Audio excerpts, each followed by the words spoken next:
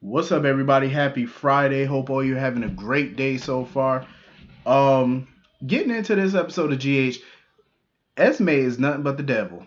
That girl be putting on the crocodile tears, trying to play the victim, and I love how Jocelyn is literally not letting her get away with it. Like Jocelyn is literally on that girl neck. She like, listen, I'm not playing your game.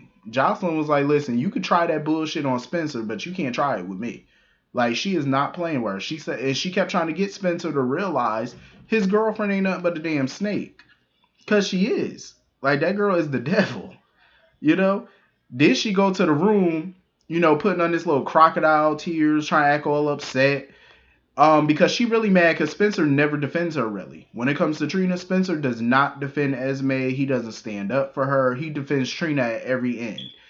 Um, and Jocelyn is fed up with it because she's trying to get Spencer to realize like your girlfriend is trying to dismantle your friendships. That's exactly what she's trying to do. She's trying to break up the friend group. And I'm glad Jocelyn sees right through it, because some people will try to brush it off or whatever, and she's not allowing that. She like, no, I'm gonna hold her accountable. So she's talking about, oh, I'm ready to go, I'm ready to leave or whatever. So she done called the car service to come pick them up. Um, and Spencer is starting to listen more and more to what Jocelyn is saying. I really wish Spencer would wake the hell up because I was mad when he left with her. I'm like, are you serious? Um, but he asked her in the car. He said, is what Jocelyn said true? Like, are you trying to mess with my friendships? And of course she gonna deny it because why would she be honest? You know what I'm saying? So now she all upset that, she's trying to play the victim card again, talking about, oh, I set up this beautiful weekend for you and you just accused me of being so diabolical. I'm like, heifer, because you are. You worship the devil. You're crazy. Um, so Kim and Jocelyn start making out and stuff, and they go into the bedroom and start, doing the do. And come to find out, it's a damn camera watching them. I said, this damn girl, she done set up a damn camera to record them having sex in bed together. I said, oh, hell no. My guess is either she's going to try to go public with that, like she's going to put it out there, or she's going to try to frame Trina for it. She's going to try to make it look like Trina set that up or whatever. Um, because that's why she's trying to be messy. That's why she kept trying to sit there and insinuate that Trina still wants Cameron, and she's low key upset with Jocelyn for taking him from her. You know what I'm saying? She's trying to cause discord amongst the three, and this is the perfect way for her to try to get that done by now trying to make it seem like, oh, Trina set this camera up to record y'all. And Jocelyn is pretty smart. She should know Trina better than that. You know what I'm saying? She should know Trina would never do that. You know what I mean? Like, no, when you know your friends and your company, the company you keep, you know how they move. You know what I mean? Like, you should know. And I hope they don't fall into whatever trap this girl trying to set for them. I hope they're smart enough to realize, like, I would never do that to you. You know? But Esme is the damn devil. I like her, though. A part of me do like her because she is sprucing things up with her crazy ass. So anyway, moving on from that. Um, Curtis, even though he's not a PI anymore, he's not stupid. You know what I'm saying? He know Stella knows something. He could sense it from her. Her facial expressions, the way she talk. She know more than what she's saying about what's going on with Marshall. You know what I'm saying? And I feel like she does too. And it ain't just the fact that she knew he faked his death all these years. I think it's more than that. It has to be more than that. Because why the facial expressions every time he mentioned witness protection or back in the day or whatever, she keep making these little funny faces. And I'm like, yeah, you definitely are up to something. You know something. I wouldn't be shocked if she really is Curtis's biological mother and she never told him. I wouldn't be shocked by it. At this point, I wouldn't even be surprised because she lying. She got that look on her face like you're too worried about something. Too worried. Um, and Stella's the type of person when you do her family wrong, she don't let it go. Look how she was with Jordan. She has hated Jordan for years. It took her a while to finally come around to her. So the fact that Marshall pops up after 40 years of being missing and she don't go off on him, not once, She don't cuss him out. She don't give him the death stare. Nothing. None of that hell that she's giving Jordan. She's not giving any of it to him. That's suspicious in itself because we all know how Stella is. So I'm like, the fact that she's not doing something she know, and the fact that she's trying to push Curtis to let this go, like, oh, stop digging around the past, just get to know your dad and all. No, I love Stella, but she knows something. She know way freaking more than what she talking. And like I said, this, I feel like Curtis wants to know Marshall. The problem is he don't know where the hell he been all these years. That's the big issue. That's the elephant in the room. That's what's standing in their way. He doesn't know what happened, and it's gonna keep eating at him until he does know. He can't let it go. And I don't blame him because whatever Marshall was running from all them years ago could come back on the family now. He needs to know what or who he's dealing with before that happens, and I can't fault him for it. Not at all. Can't blame him. So anyway, moving on from that, they got Marshall being temporarily played by another actor. Him and Epiphany met up or whatever at Kelly's, and they were talking about his high blood pressure and his meds and stuff. And Epiphany felt like she overstepped when questioning the doctor. She felt like she shouldn't have did that. It was wrong. She's starting to think maybe she should leave that dream of being a doctor behind. In my opinion, I don't think she should, because if she really, really wants to be a doctor, I think she should go for it. Study for it, go to school for it, do what you got to do. It's all about elevation. I know she loves being a head nurse and stuff. This is what she's been doing for decades and shit. I get it. But it's like, you know what? It ain't never too late to move on to something bigger and better. It ain't never too late. One thing I know is you don't want to get stuck in the same spot. Not unless you're comfortable being there and that's really what you want, then that's fine. I know she loves being a head nurse and she loves the other nurses that work under her and work with her. But you know what? If you got a higher calling to do something else, go for it. You're never too old. It's never too late. And I think Epiphany should go for being a doctor. Now, as far as her potential romance with Mr. Marshall go, I think she should pump the brakes on that one. I want her to find love, but I'm still iffy on Marshall because of his, mystery background. I think she might need to go very slow with that one. Very, very slow. I think she should, at least until she figures out what he's all about. You know what I mean? Like, take it as slow as humanly possible.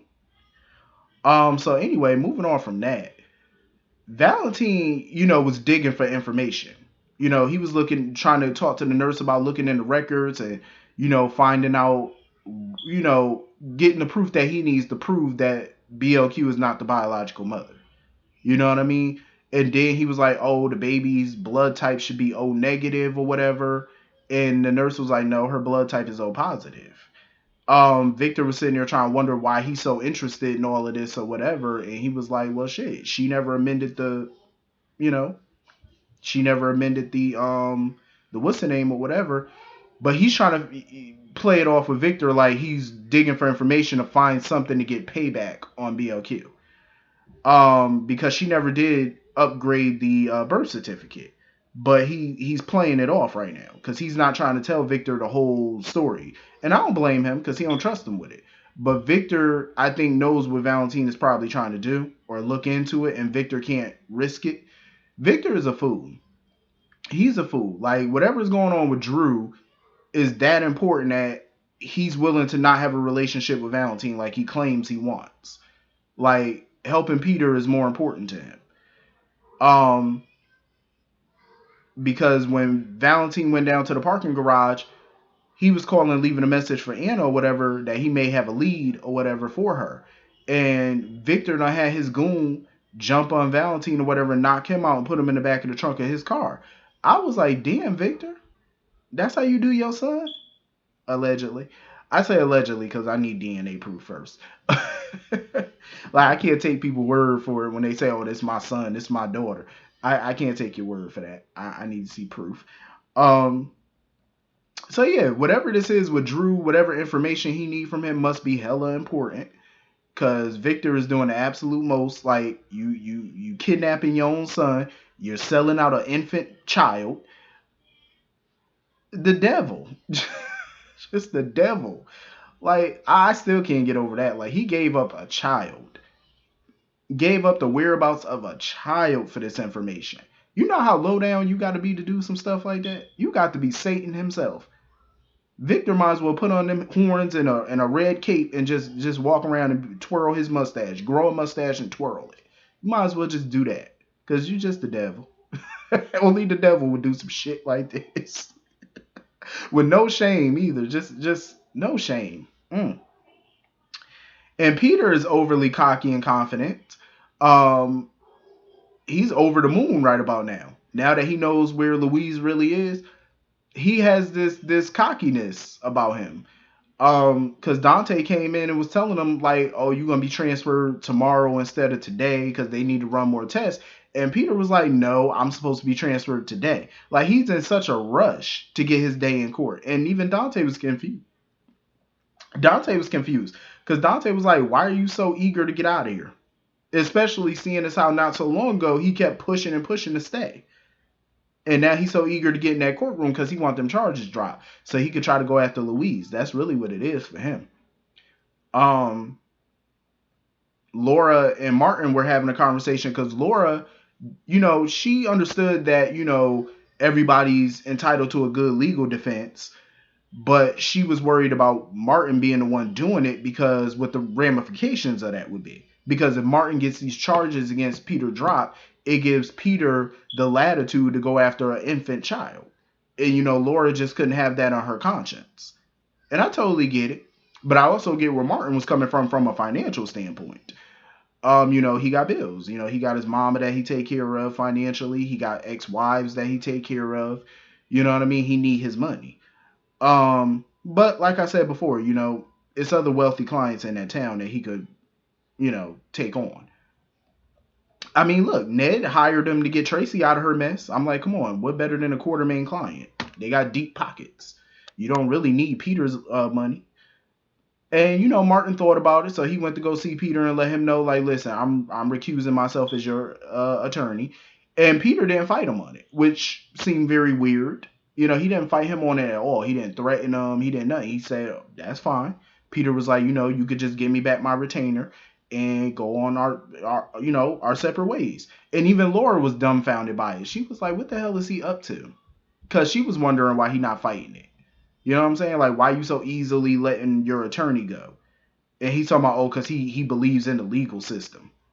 Bullshit. He got something up his sleeve. He is up to something. Now, all of a sudden, you believe in the judicial system all of a sudden now? Please. He up to something. Because 5 minutes ago, before he got that information from Valentine, he didn't want to leave that hospital. He didn't want to go back to Pentonville. He was worried about going to prison. Now, all of a sudden, you ain't worried now. So who he gonna get to defend him then? Since he's so hell bent on talking about, oh, I believe in our legal system. So who you gonna get to represent you if not him? So of course, when Dante was taking him to go get some tests, he bumped into Bailey in the hallway. Well, little Louise. Like, it's crazy when he ran into BLQ and Chase. And he looked at the baby and he was like, he never noticed before that the baby looked like her mother. I was like, oh shit. And Chase had to tell Dante, like, yo, get him out of here.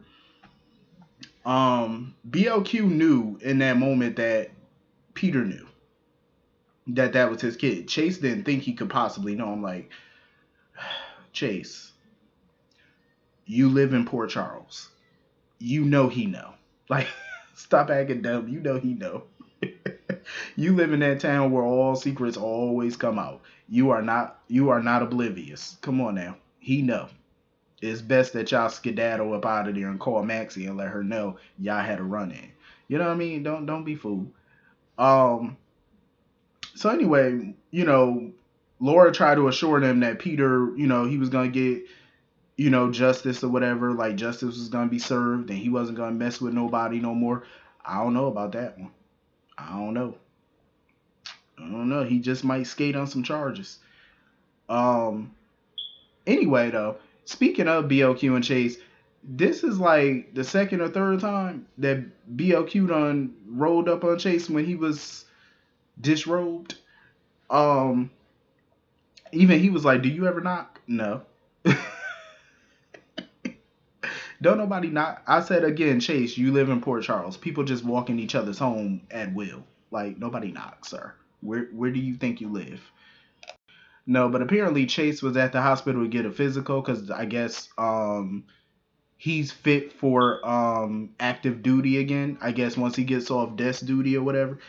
Mainly probably get off his suspension because I'm like Mac need to go ahead and reinstate him. Um, I don't know. He need to talk to Valentine about talking to Mac about dropping charges or whatever. Get him reinstated. Um, but I'm ready for Chase and BLQ to get together. I'm ready for them to be a couple. Like they need to stop playing these games because they look good together. Like I really like them. I know some people not feeling them, but I am. For me, just my opinion. I feel like they definitely need to be a little couple. Um, I like their chemistry, and I feel like they could definitely balance each other out because BLQ is always into some mess, and Chase is that goody goody that can kind of keep the balance. You know what I'm saying? But the chemistry is definitely there. Um, I'm enjoying them. But anyway, that was pretty much the whole episode today. Hit the comment section. Let me know what y'all thought. I will see you all Monday. Hope you all have a great night. Hope you have a great weekend. And for everybody that's about to be affected by this snowstorm coming in, I hope y'all stay safe, stay warm, because that's what I'm trying to do. Because I don't know when this is supposed to start, but stay warm. And I will see you all later. Have a great night. Peace.